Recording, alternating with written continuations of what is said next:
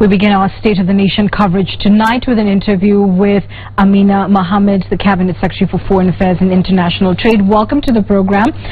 Let us start with how would you describe the State of the Nation and what significant gains have been made over the last 12 months? I would describe it as being strong and being very healthy. And thank you very much for having me tonight. I'm actually delighted that this is happening when we've made so much progress at the national level. And I know we've made quite a bit of progress at the county level too. But at the national level, if you are to just take a look at the economy, right, against all odds, our economy has continued to grow. Last year by 5.3%. Last year, 800,000 jobs were created. The year before last, 2014, 2015, 5.6% growth. Another 800,000 jobs were created.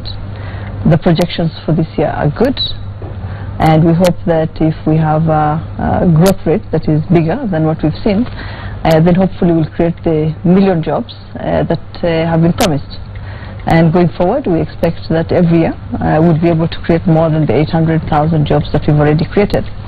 Because for us too, it was a learning curve, and I think now we actually know what it really takes to create these jobs. And 800,000 is not a bad number.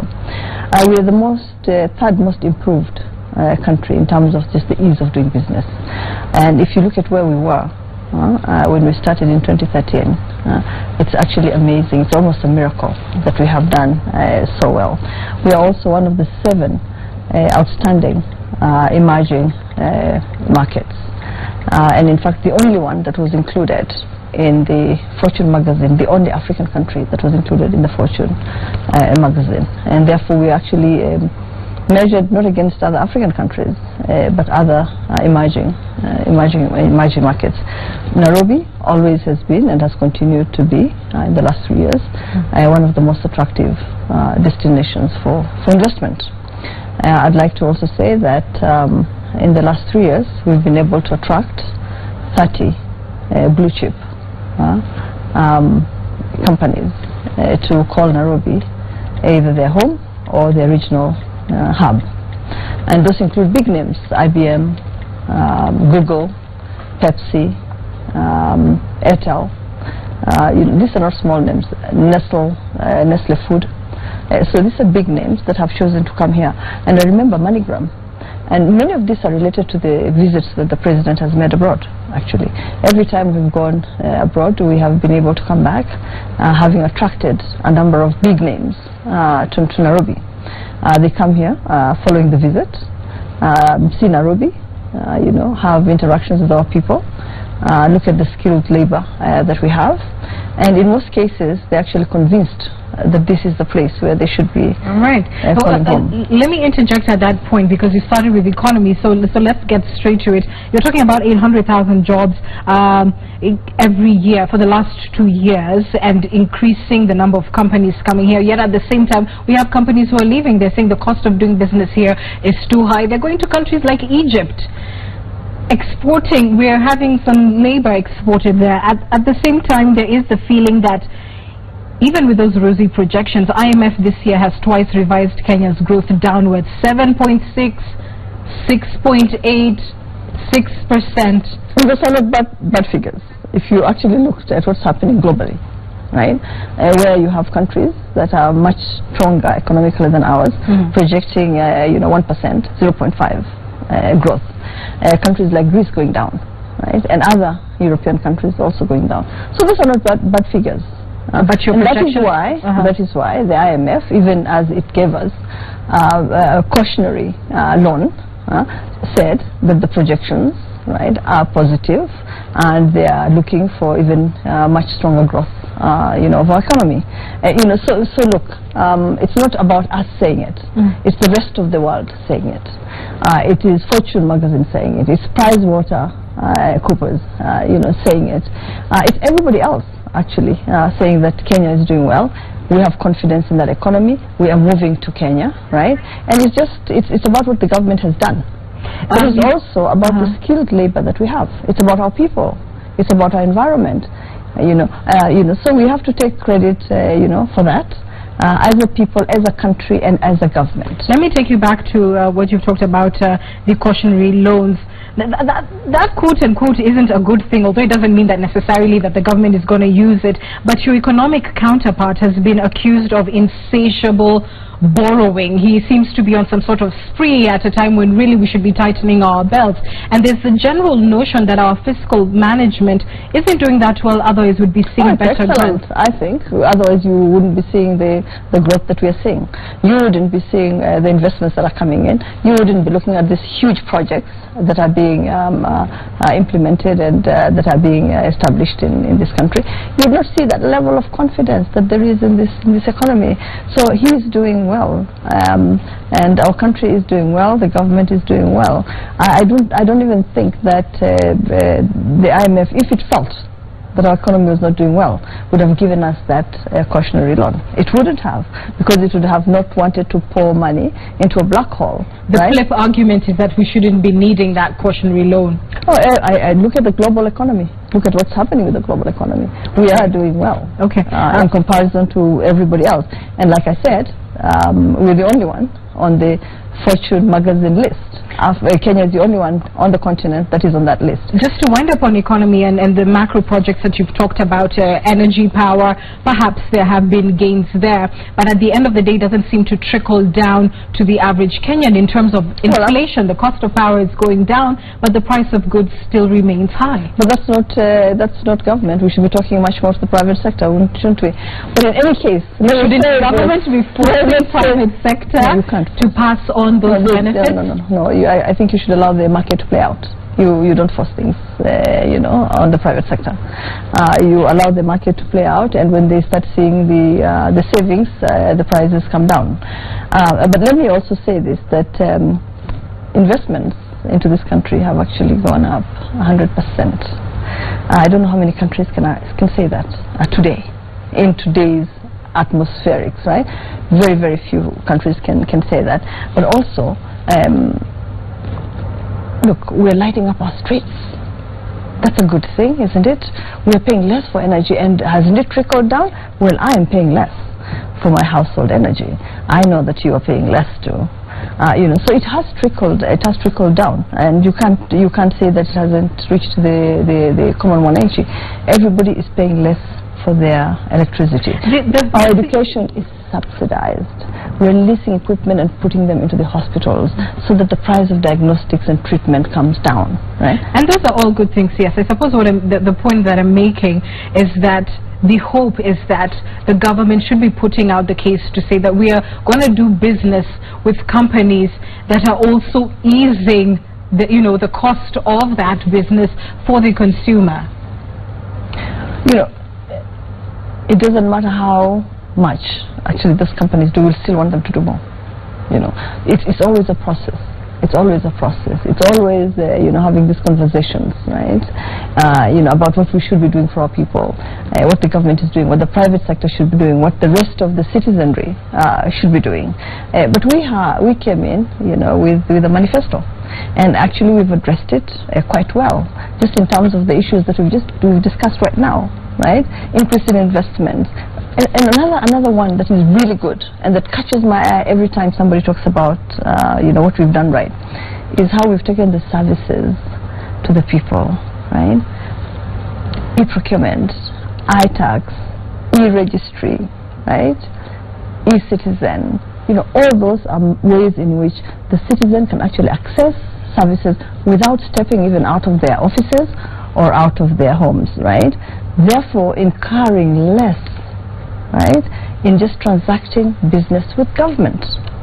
If you don't actually leave your office, right, and you can fill your tax forms, you can do your procurement, you can participate in the procurement process, you can get your license just by filling the forms online, you can do your land transactions by doing the same. In that way you've actually provided support to the mwananchi, so that he doesn't have to go out of his house, out of his office to do these things. And anyway, he doesn't even have to come face to face with another individual in order to get these services provided to him. Let's move now let's move to your docket for foreign policy, and certainly it does seem to be a bit of a jewel on the crown. You have attracted some of the most influential, perhaps, leaders of our time, from the leader of the free world to the leader of Christendom. Yet at the same time, we're seeing some significant embarrassments. Let's start with Tanzania confiscating the energy CS's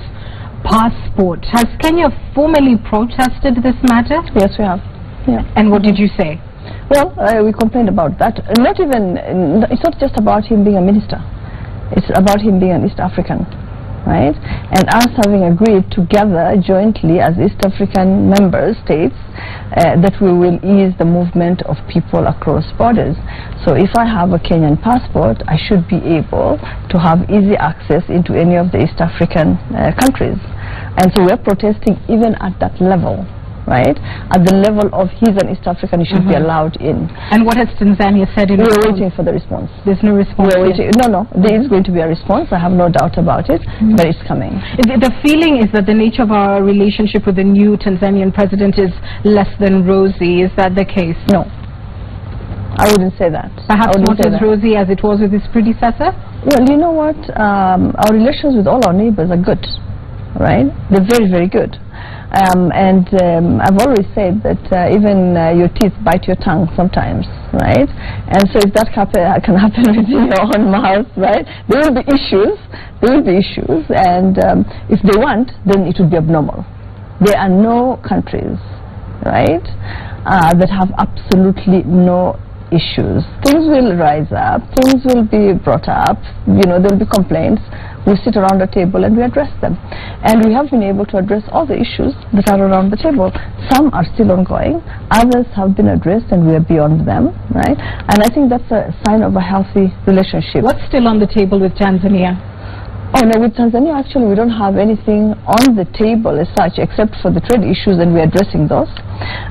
In terms of the issues that have to do with work permits and things like that, there's a meeting that has been scheduled and we should be addressing those. The two ministries of Interior will be meeting very, very shortly. In fact, I just saw a letter confirming that the meeting will be taking place probably as early as in 10 days so that they can address those issues. So all these are processes that are ongoing, right? You're saying that the relations are good, but this is a little bit more than, you know, one biting one's own tongue, especially when it comes to the Uganda issue on Gingo. They went as far as stopping IEBC officials from registering Kenyans. There's a question mark as to whether Gingo residents will even be able to vote in the 2017 poll if the Ugandans would have their way. They will vote. They will vote. And I said last year that actually all the issues around Gingo had been resolved. We had a budget even for the delimitation of that border. The Ugandans requested to be allowed to include that in their this year's budget. Okay, as soon as that money is provided, the work will continue. There was a meeting in Eldoret a week ago, and at that meeting the outstanding issues were discussed, including this one that you have just referred to, of there being restrictions on movement of persons. That was also addressed. We addressed it with the foreign minister when he was here the other day with his president. So I have no doubt that a process that was begun 5 years ago will be concluded shortly. But again, limitation. Is it Kenya's position that Gingo and the waters around it are firmly Kenyan territory? Yes. When do you believe that Ugandan troops, be it in the form of police officers or soldiers, will be off that island, or are they here at the welcome of the Kenyan government? I'm sorry, I won't even be able to give an answer to that, because it would mean that on that day you'd hold me responsible if that did happen. So I can only tell you this, that it's an active issue, that it's being pursued very, very actively, and that we'll be able to resolve it sooner rather than later, and that it is actually an issue for both the government of Kenya and the government of Uganda. We all both want it off the table, and so it's something that will be dealt with. I'll come back to you as soon as the meetings take place and tell you exactly where we are at. But I suppose it is your hope that when we go to the next general election, it will be done under the watchful eye of Kenyan police officers on Gingo Island and not Ugandans? Or maybe there will be no need for any police officers there at all. Maybe. Let's talk about the president's trips, because you have mentioned that they have been critical in securing the kind of investment that you'd alluded to earlier. Next week, this week should I say, he will be heading at some point to France and Germany, is that correct? And those trips have received criticism. Of what specific benefit will the France and German trips bring to Kenya? I think in order for you to even answer that question, one has to just look at what benefits have accrued from the visits that he's had. And you know what? Let me just point to the SGR, right? Just the SGR, the airport, right? And you know, anybody who comes into Nairobi today believes that it's not even on the continent. It's so beautiful, right? So none of that would have happened, I can assure you, if the president was not moving, was not meeting, was not discussing these issues, was not attracting investment into the country, was not heading from the front, right? Making sure that he actually opens all those business-to-business meetings, right? Every trade, discussions we've had, he's at the forefront of those, right? So I can tell you for sure that without those visits, we would not have had 100% increase, right, in the level of investment that is coming into this country. You wouldn't see any of these companies coming in, right? They came in because they listened to him, they trusted him, they had confidence in what he was telling them. With respect, Madam CS, one would argue that that is why you are there, that you carry the clout on behalf of the Kenyan government to be able to bring in those deals. You know, let me tell you this, that I don't know if they've heard this, but it's always about leadership. It's always about leadership, right? If you have a great leader, the rest of us will actually get work done. Yeah. So I would like to just make it really clear that there would not have been the results that we have today if we were not able to make the state visits, the official visits, the trade visits that we have made until now. Right? We would not even have been able to attract the level of conferencing that we are attracting into the country. Okay? There is trust. You need to see our president on stage speaking, right? And talking about this country. Right. Let's talk about the French trip specifically, because when it comes to the regional issues and building the oil pipeline, Total seems to opt for Tanga, the Tanzania route. Is this going to be on the table when you get into your bilateral well, I don't know whether that's going to be on the table. That's really a regional issue that we are discussing with our regional partners, okay? And it's the route that the region will decide, right, that will take precedence of any other route. But Total did not just want one route, it wanted another route, right, the Mombasa route. So it's not as if they were insisting on Tanga alone. But that decision will be made by the leaders of the countries that are directly involved in the pipeline and that will directly benefit and use that pipeline. But there's so many other issues. There's investment. There's a lot of French investment in this country. In fact, one of the things that the French ambassador keeps saying is that France is not a donor country, it's a partner country, right? Because there is a lot of investment in this country, much more in the last 3 years than there ever was before, including Danone, right? Many of those companies are recruiting almost 80% of their workforce from Kenya. So that's one. I attended a meeting in France. There were 200 companies at the meeting. They told me they have over 1 million members. So we hope that the president can talk to the 1 million members and interest them in coming back, and at least establishing a regional office, if not the headquarters here. And then there's security. And we've been good partners in exchanging information and exchanging intelligence and sharing it. And so that's one area which we will also be discussing. And then there are peace and security issues, obviously, right?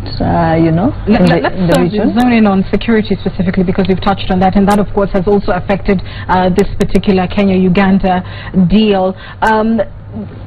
this administration would be lauded to some extent in terms of the new investments that it has put into security.